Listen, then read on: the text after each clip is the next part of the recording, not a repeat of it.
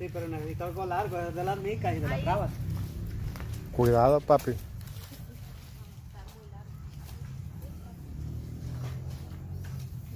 ¿No le va a picar? Shh, niño, vaya a decirle. ¿Dónde se metió? Yo ya presiento No, niño, vaya a ahorcar ahí. que nosotros vamos a salir corriendo ahorita. ¿Por dónde se fue? Sí, por ahí está escondida. Me voy a dejar brincar a mí. Shh. Cuidado, pa.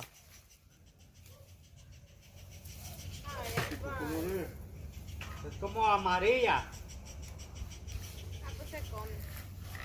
Uy. Nosotros Ya. peleamos. Peleamos los cojitos. ¿Qué se hizo?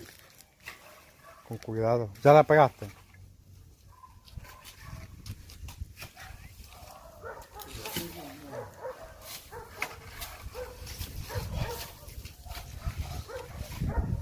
¿Sabes que la viste? ¡Ah! Y ya no le da miedo, ¿eh?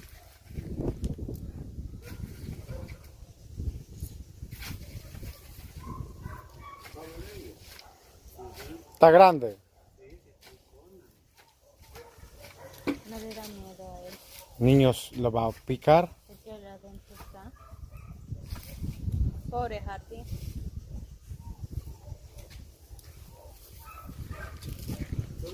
Aquí va, aquí va, aquí va.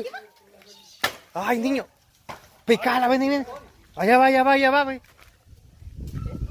Ay, allá se metió. Aquí, aquí.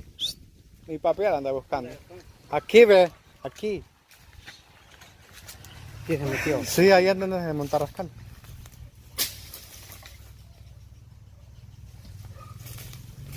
Más adentro, pegale que ya está. No la vi salir.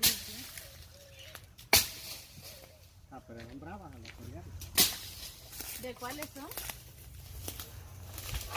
Tamagás, porque está grande. No sé qué será, qué culebra será. Tamagás, sí. Se lo vio, ¿no? Yo que No, por pero- ahí salió al final. O tal vez ya se fue. Yo vi que salió por acá al lado.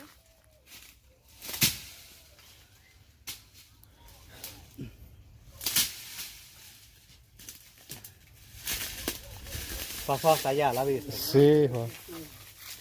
Ahí está en ese... Por aquí cabal se metió aquí.